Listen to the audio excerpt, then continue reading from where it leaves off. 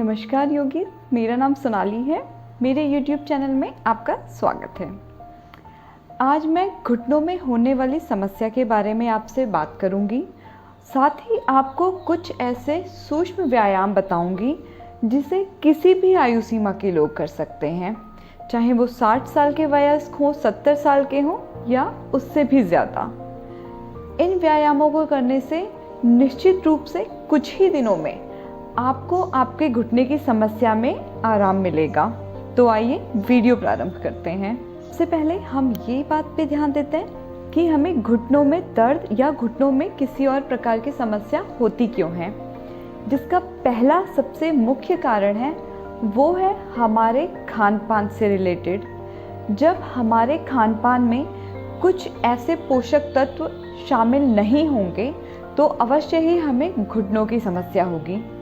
इसके लिए हम अपने भोजन में विटामिन डी, ओमेगा 3 और कैल्शियम को भरपूर मात्रा में यदि रखेंगे तो हमें निश्चित रूप से घुटनों की समस्या में आराम मिलेगा। आप चाहें तो ओमेगा 3 के लिए चिया सीड्स या फिर तीसी के बीज जो होते हैं, जिन्हें अंग्रेज़ी में हम फ्लैक्स सीड्स भी कहते हैं, इनका इस्तेमाल कर सकते हैं। कैल्शियम के लिए आप पालक हो गई और मिल्क से बने हुए प्रोडक्ट्स, डेयरी प्रोडक्ट्स जो होते हैं जैसे कि दूध, दही, पनीर, छाछ इत्यादि का सेवन कर सकते हैं। आप अपने घरों के आसपास किसी भी राशन की दुकान से चूना खरीद के ला सकते हैं। ये बहुत ही इजीली अवेलेबल और बहुत सस्ता होता है। इसकी छोटी सी मात्रा 2 या 4 सरसों के बराबर मात्रा को आप 1 लीटर पानी में भिगा लीजिए। सुबह शाम इसका सेवन कीजिए। हफ्ते में 3 या 4 बार इसका सेवन कीजिए। इससे आपके शरीर में कैल्शियम की मात्रा भरपूर हो जाएगी। अब हम बात करेंगे जीवन शैली की, जिसमें हमारे खड़े होने का तरीका सबसे ज़्यादा महत्वपूर्ण है। हमें अपने दोनों पैरों पर समान भार देकर के खड़ा होना है, यानी कि एक पैर को टेढ़ा नहीं करना है। जब भी आप खड़े हों तो कृपया ध्यान दीजिए आपके शरीर का भाग दोनों ही पैरों पे पड़े। यदि एक पैर पे पड़ेगा तो वह पैर का घुटना अवश्य ही खराब होना स्टार्ट हो जाएगा। सूरज की किरणें विटामिन डी का सबसे बेहतरीन स्रोत है। प्रातःकालीन उठने के बाद आप सुबह की धूप भी सेक सकते हैं। आप अगर अपने घुटनों को डायरेक्ट सूरज की किरणों के सामने रख दें, यानी कि आप उस पे से कोई कपड़ा वगैरह उस पर ना रखें, तो ये आपके घुटनों के लिए सबसे ज़्यादा लाभकारी रहेगा। आपके घुटने स्वस्थ भी होंगे और इनमें जो समस्या है दर्द की, वह भी दूर होगी। हमारा तीसरा सबसे महत्वपूर्ण कारण है व्यायाम का अभाव। हम अपने शरीर के बाकी हिस्सों पर तो व्यायाम करके उन्हें तंदुरुस्त रखते हैं, लेकिन हम अपने घुटनों की स्वास्थ्य को नज़रअंदाज कर जाते हैं।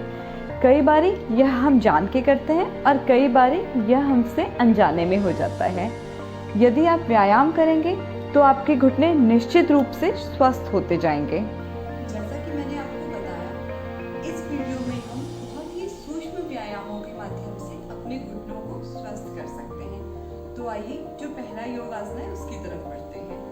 आपको सबसे पहले दंडासना में इस प्रकार से बैठ जाना है। आपकी कमर सीधी होगी, आपकी गर्दन सीधी होगी और आपके दोनों पैर आपके शरीर के बाहर की ओर इस प्रकार से खुल जाएंगे। यदि आप इस पोजीशन में बैठने में असमर्थ हैं तो अपने दोनों हाथों को आप अपने शरीर के पीछे की तरफ रख लीजिए और हल्का सा झुक भी सकते हैं। पहला जो हमारा योग आसन है उसका नाम है गुल्फ नमन। गुल्फ नमन को करने के लिए आपको अपने जो पैर के पंजे हैं, इनकी सारी उंगलियों को पहले आगे की ओर समेट लेना है। इन्हें ऐसे ही दबा कर रखना है। कुछ देर आपको होल्ड करना है और फिर वापस खोल लेना है। फिर से हम इसे करेंगे, दोहराएंगे। अपनी उंगलियों को, पैरों की उंगलियों को समेट लीजिए, इन्हें दबा लीजिए ऐसे, इस प्रकार से। थोड़ी देर होल्ड रखिए और फिर इन्हें खोल लीजिए। फिर से करेंगे, इन्हें दबा के रखिए और फिर इन्हें खोल लीजिए।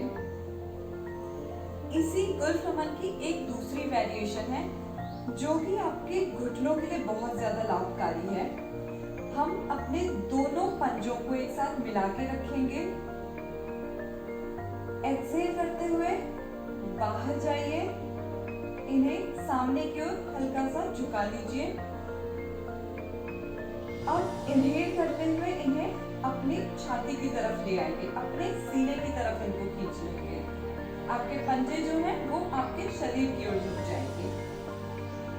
फिर से इन्हें पुनः दोहराएंगे। एक्सहेल करते हुए बाहर की ओर झुका लीजिए,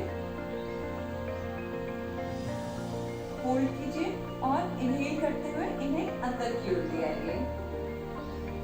एक बार फिर से ट्राई कीजिए मेरे साथ। एक्सहेल करिए और बाहर की ओर ले जाइए, होल्ड कीजिए। इनहेल करते हुए आप इन्हें अंदर की ओर ले आएंगे। ये था हमारा दूसरा योगासना। आपने ध्यान दिया होगा, यदि आप मेरे साथ इन योगासना को कर रहे हैं तो आपने ध्यान दिया होगा, जब हम गुल्फ नमन करते हैं तो हमारी एंकल से लेके, हमारे पंजों से लेके हमारे घुटने तक, हमारी काफ एरिया को लेकर के सभी जगह पे एक संकुचन पैदा होता है। इस संकुचन से हमारा ब्लड सर्कुलेशन होता है और हमारे घुटने और हमारे पैरों का स्वास्थ्य अच्छा होता है।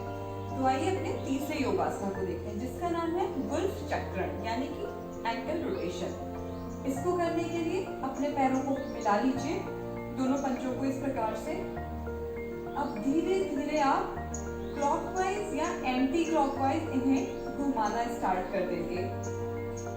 जब आप इन्हें घुमाते हैं, इन्हें रोटेट करते हैं, तो भी आप देखेंगे कि आपके घुटनों से लेकर के आपके जो काफ्स हैं, आपकी जो शिन एरिया है, वो सभी एक रिलैक्स पोजीशन में जा रहे हैं। मैंने एंटी क्लॉकवाइज घुमा दिया, अब इन्हें हम क्लॉकवाइज घुमाते हैं। धीरे धीरे आप घुमा सकते हैं, आप चाहें तो इन्हें थोड़ी तेज गति से भी घुमा सकते हैं। ये हो गया हमारा तीसरा योगासन। अब हम अपने चौथे योगासन को देखेंगे, जिसमें हम अपने घुटनों पे काम करते हैं। हम अपनी नी कैप पे काम कर रहे होते हैं। आपके जो घुटने हैं, इनको आप अपने शरीर के ऊपर की ओर कॉन्ट्रैक्ट करेंगे। जैसे मान लीजिए ये आपके घुटने हैं, इनको आप कॉन्ट्रैक्ट करके ऊपर की ओर लाएंगे। तो चलिए स्टार्ट करते हैं। कॉन्ट्रैक्ट कीजिए, शरीर में ऊपर की ओर खींचिए, थोड़ी देर होल्ड करिए और फिर छोड़ दीजिए। फिर से कॉन्ट्रैक्ट कीजिए, होल्ड कीजिए थोड़ी देर और छोड़ दीजिए। ये था हमारा चौथा योगासन। पांचवा योगासन, जिसे हम जानु नमन कहते हैं, ये खास तौर पे आपके घुटनों को बहुत ज्यादा लाभ पहुंचाएगा, क्योंकि ये डायरेक्ट आपके घुटनों पे काम कर रहा है। इसको करने के लिए भी आप अपने पैरों को हल्का सा एक दूसरे से दूर कर लीजिए। अब अपने घुटने को इस प्रकार से हल्का सा उठा लीजिए, जैसे मैंने अभी उठाया हुआ है। अपने हाथों को ऐसे इंटरलेस कर लीजिए, ऐसे इंटरलॉक कर लीजिए, थाइस के नीचे ले आइए। अब हम इनहेल करते हुए ऊपर ले जाएंगे। Inhale, exhale, inhale, exhale, inhale, exhale. फिर इसी क्रिया को हम दूसरे पैर से दोहराएंगे। इंटरलेस करके थाइस के नीचे आ गए पैर, इनहेल करके ऊपर, down, inhale up, exhale down, inhale up, exhale down. मैंने अभी तक आपको जितने भी योग आसना बताए हैं घुटने के लिए, इन सभी को आपने 20 से 25 बार करना है। आप इन्हें चाहिए तो सुबह शाम 2 बार दोहरा सकते हैं। सारे योग आसना आप चाहें तो अपनी मैट पर बैठ के कर सकते हैं, अपने बिस्तर पर यानी कि अपने बेड पर बैठकर भी कर सकते हैं। आप चाहें तो कुर्सी या फिर सोफे पर अपने पैरों को नीचे लटका करके भी नहीं कर सकते हैं। इसके बाद जो मैं अब योगासन बताने जा रही हूँ, इसके लिए आपको ज़मीन पर या अपने बेड पर लेट जाना है सीधा हो करके। तो आइए इसको देख लेते हैं फटाफट। इस योग आसना का नाम है अर्ध पवन मुक्तासना। पवन मुक्तासना में आप अपनी उंगलियों को इंटरलेस करके इस प्रकार से घुटने के ऊपर ले आते हैं। चूँकि हमारे घुटनों में दर्द की समस्या है, इसलिए हम अपनी उंगलियों को जब इंटरलेस करेंगे तो घुटनों के ऊपर ना करके इन्हें घुटनों के नीचे से करेंगे और अपने दोनों अंगूठों से अपने घुटनों को सपोर्ट करेंगे। चलिए इसे प्रारंभ कीजिए मेरे साथ। इनहेल करते हुए अपने पैरों को ऊपर की ओर खोलिए, इन्हें सीधा करने की कोशिश करिए।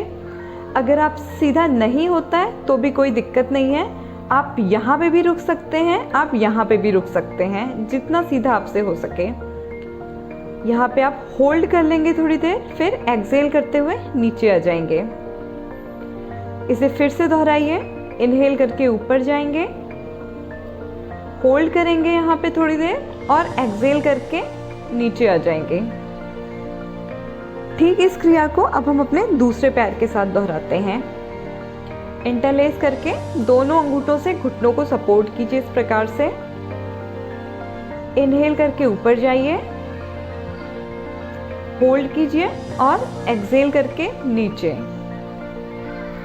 इनहेल ऊपर, एक्सहेल नीचे। आपको अपने सामर्थ्य के हिसाब से इन्हें करना। तो योगीज, मैं उम्मीद करती हूँ आप इन सभी योग आसना को नित्य करेंगे, सुबह शाम करेंगे और आपको होने वाले लाभों के बारे में आप मुझे कमेंट बॉक्स में जाकर भी बता सकते हैं। यदि आपने अभी तक भी मेरे चैनल को सब्सक्राइब नहीं करा है तो जो नई वीडियोस मैं डालती हूँ, अपडेट करती हूँ, वो आप तक तुरंत पहुँच सके, इसके लिए कृपया मेरे YouTube चैनल को सब्सक्राइब कर लीजिए। धन्यवाद।